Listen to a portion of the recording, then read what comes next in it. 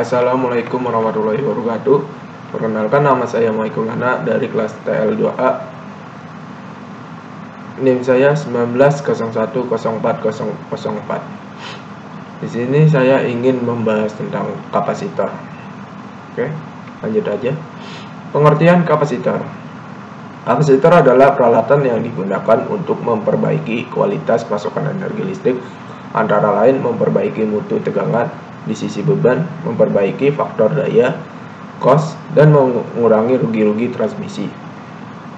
Kekurangan dari pemakaian bank kapasitor adalah menimbulkan harmonisasi pada proses switching dan memerlukan desain khusus PT atau switching controller.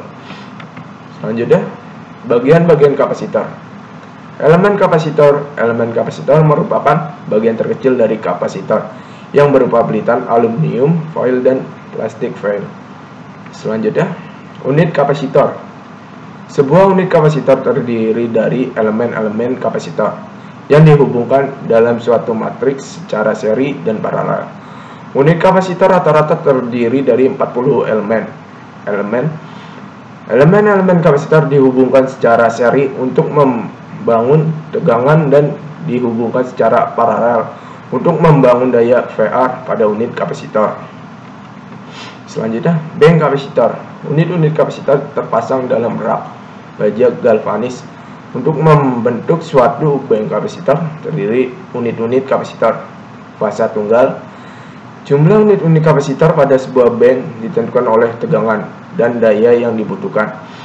Untuk daya dan tegangan yang lebih tinggi, unit-unit kapasitor dihubungkan secara seri maupun paralel. Selanjutnya, fungsi kapasitor. Kapasitor berfungsi untuk memperbaiki faktor daya jaringan, mengurangi rugi-rugi loss jaringan, menetralkan atau meniadakan jatuh tegangan, dan memperbaiki stabilitas tegangan. Selanjutnya, jenis kapasitor yang digunakan pada sistem tenaga listrik. Kapasitor shunт digunakan untuk kompensasi beban induktif dan untuk pengaturan tegangan ujung transmisi. Aplikasi kapasitor shunт akan memperbaiki faktor daya jaringan, sehingga dengan kata lain suatu kapasitor shunт akan menaikkan angka efisien pada jaringan dengan memperbaiki faktor daya. Selanjutnya, kapasitor seri digunakan pada transmisi daya yang sangat panjang untuk mengkompensasi reaktansi induktif transmisi. Selanjutnya, kapasitor penyadap digunakan untuk menyadap daya dari jaringan tegangan tinggi untuk memperluas daya yang tidak begitu besar. Selanjutnya, mengelompokkan kapasitor berdasarkan fuse. 1. Fuse eksternal. Konstruksi kapasitor dengan eksternal fuse dapat dilihat pada gambar, yaitu bahwa setiap unit kapasitor diproteksi oleh fuse pasang luar. Kerusakan pada elemen kapasitor hubung singkat menyebabkan elemen-elemen pada grup yang sama yang terhubung paralel dengan elemen yang rusak tersebut terhubung singkat. Selanjutnya, fuse internal. Setiap elemen kapasitor dilengkapi fuse.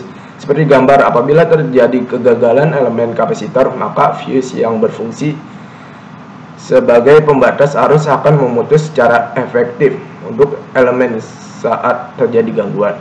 Unit kapasitor dengan fuse internal umumnya memiliki ukuran yang besar karena diharapkan kerusakan seluruh elemen pada unit kapasitor bisa lebih lama. Selanjutnya, tanpa fuse. Unit kapasitor tanpa fuse identik dengan unit kapasitor dengan fuse eksternal. Yang dijelaskan sebelumnya, bank kapasitor tanpa fuse dihubungkan secara seri di antara fasa dan netra seperti pada gambar. Proteksi berdasarkan elemen dari kapasitor. Apabila terjadi kerusakan pada elemen, maka grup elemen tersebut akan terhubung singkat. Sedangkan unit kapasitor tetap beroperasi dengan distribusi tegangan pada grup seri akan meningkat. Selanjutnya, pengelompokan kapasitor berdasarkan koneksi.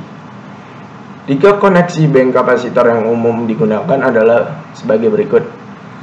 WYE tunggal Y sebagai besar digunakan unit kapasitor fuse eksternal atau bank kapasitor dengan suatu rating daya yang rendah. Proteksi unbalanced diperoleh dengan membandingkan neutral bank kapasitor dengan grounding. Selanjutnya, WY merupakan koneksi yang umum untuk kapasitor fuse internal dan sistem transmisi dengan suatu netral yang terisolasi.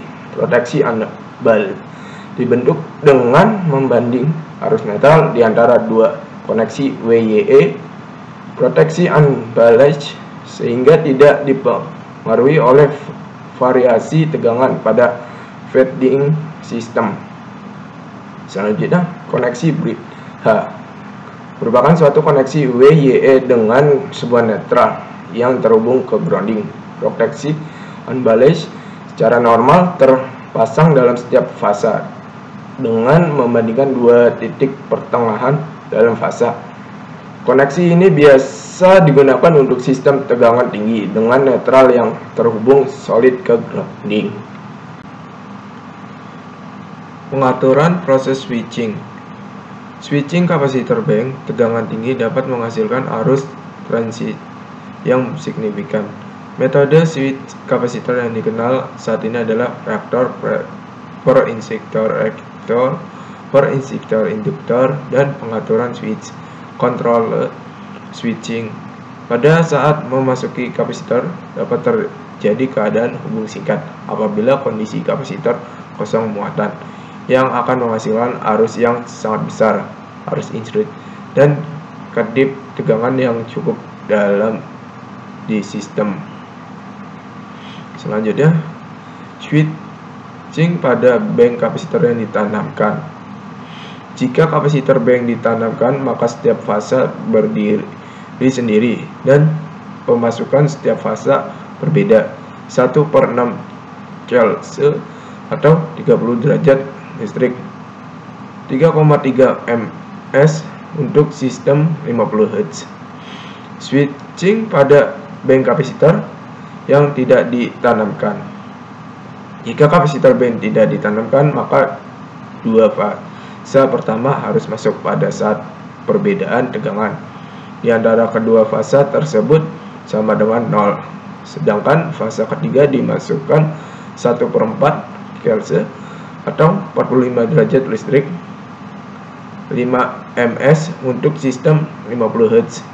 Setelah kedua fase lainnya masuk. Selanjutnya, failure mode and effective analysis atau FMEA. FMEA merupakan suatu metode untuk menganalisis penyebab kegagalan pada suatu peralatan. Pada buku pedoman pemeliharaan ini, FMEA menjadi dasar untuk menentukan komponen-komponen yang akan diperiksa dan dipelihara. FMEA atau Failure Mode and Effect Analysis dibuat dengan cara mendefinisikan sistem peralatan dan fungsinya, menentukan subsistem dan fungsi tiap subsistem, menentukan fungsional failure tiap subsistem, menentukan failure mode tiap subsistem. Selanjutnya, FMA kapasitor. FMEA Failure Mode and Effect Critical Analysis merupakan metode untuk mengetahui resiko kegagalan sebuah subsistem pada sebuah sistem peralatan. Dengan mengombinasikan data gangguan dengan FMEA, maka akan diketahui peluang-peluang kegagalan pada setiap subsistem dalam FMEA. Hal ini dapat dijadikan acuan dalam menerapkan metode pemeliharaan yang optimal dengan tingkat kegagalan yang bervariasi. Selanjutnya, pedoman pemeliharaan. In-service inspection. In-service inspection adalah kegiatan pengamatan visual pada bagian-bagian peralatan terhadap adanya anomali yang berpotensi menurunkan unjuk kerja peralatan. atau merusak sebagian atau keseluruhan peralatan.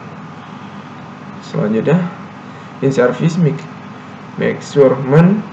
In-service measurement adalah kegiatan pengukuran yang dilakukan pada saat kapasitor dalam keadaan bertegangan atau operasi. Pengukuran suhu pada kapasitor dapat dilakukan dengan perangkat IR, thermometer, atau thermograph. Tujuan pengukuran suhu ialah untuk memantau kondisi kapasitor saat beroperasi. Pola temperatur akan terlihat pada bagian-bagian kapasitor yang dimonitor, sehingga akan dapat dilihat bagian mana pada subsistem kapasitor tersebut yang mengalami overhead atau penyimpangan lainnya. Selanjutnya, bagian-bagian kapasitor yang perlu diukur suhunya adalah sebagai berikut. 1. Bodi unit kapasitor. 2. Bushing. 3. Klem konduktor bushing. 4. Klem-klem sambungan. 5. fuse link. 6. Rel pengumpul arus. Selanjutnya, shutdown testing measurement. Shutdown testing measurement adalah pekerjaan penguji atau pengukur yang dilakukan pada saat kapasitor dalam keadaan tidak beroperasi. Pekerjaan ini dilakukan pada saat pemeliharaan rutin maupun pada saat investigasi ketidaknormalan. Selanjutnya, pengukuran tahanan isolasi kapasitor. Pengukuran tahanan isolasi pada kapasitor hanya khusus dilakukan untuk kapasitor yang terisolasi terhadap grounding atau bodi. Hal yang perlu diperhatikan dalam pelaksanaan pengujian ini adalah besarnya tegangan uji tidak boleh melebihi tegangan nominal kapasitor seperti yang tertera dalam nameplate-nya. Peralatan uji yang digunakan sama seperti peralatan uji tahanan isolasi standar. Penerapan pengujian dilakukan per bank atau rangkaian atau fasa. Sedangkan jika terindikasi adanya kelainan, maka identifikasi selanjutnya harus dilakukan pengujian pada tiap unitnya. Durasi pengujian tahanan isolasi kapasitor adalah 1 menit secara kontinu, tidak terputus. Selanjutnya, pengukuran resistansi AC kapasitor. Pengukuran resistansi AC kapasitor dilakukan baik pada kapasitor dengan jenis yang terisolasi terhadap grounding atau bodi maupun pada kapasitor yang tersambung ke ground di salah satu sisi terminal. Pelaksanaan pengukuran menggunakan RLC meter. Penerapan pengujian dilakukan per bank atau rangkaian atau fasa. Sedangkan jika terindikasi adanya kelainan, maka identifikasi selanjutnya harus dilakukan pengukuran pada tiap unitnya. Teknik pengukuran resistansi pada kapasitor dapat juga dilakukan dengan memakai sumber tegangan 220 volt 50 Hz dengan mengukur nilai atau dan sudut fasa VI, sehingga akan dapat hitungan besarnya nilai resistansi AC. Selanjutnya, pengukuran kapasitasi kapasitor. Pengukuran nilai kapasitasi pada kapasitor dilakukan baik pada kapasitor dengan jenis yang terisolasi terhadap grounding atau bodi maupun pada kapasitor yang tersambung ke ground di salah satu sisi terminalnya. Pelaksanaan pengukuran menggunakan RLC meter. Pengukuran dilakukan per unit kapasitor. Teknik pengukuran kapasitasi pada kapasitor dapat juga dilakukan dengan memakai sumber tegangan 220 volt 50 Hz dengan mengukur nilai arus dan sudut fasa VI, sehingga akan dapat dihitung besar nilai kapasitasinya. Selanjutnya, pengujian dissipation factor dengan delta. Pengukuran ini kapasitasi pada kapasitor dilakukan baik pada kapasitor dengan jenis yang terisolasi terhadap ground atau bodi maupun pada kapasitor yang terhubung ke grounding di salah satu sisi terminalnya. Pelaksanaan pengukuran menggunakan dengan delta meter. Hal yang perlu diperhatikan dalam pelaksanaan pengujian ini adalah besar tegangan uji tidak boleh melebihi tegangan nominal kapasitor seperti yang tertera pada nameplate-nya. Selanjutnya, shoot dan treatment adalah pekerjaan dilakukan untuk memperbaiki anomali yang ditemukan pada saat in-service inspection atau measurement atau menindaklanjuti hasil shutdown. Testing atau measurement. Pelaksanaan treatment meliputi unit kapasitor secara individu maupun dalam satu kesatuan bank. Sekian dari penjelasan saya. Bila ada salah kata atau ucapan yang salah, mohon maaf. Wassalamualaikum warahmatullahi wabarakatuh.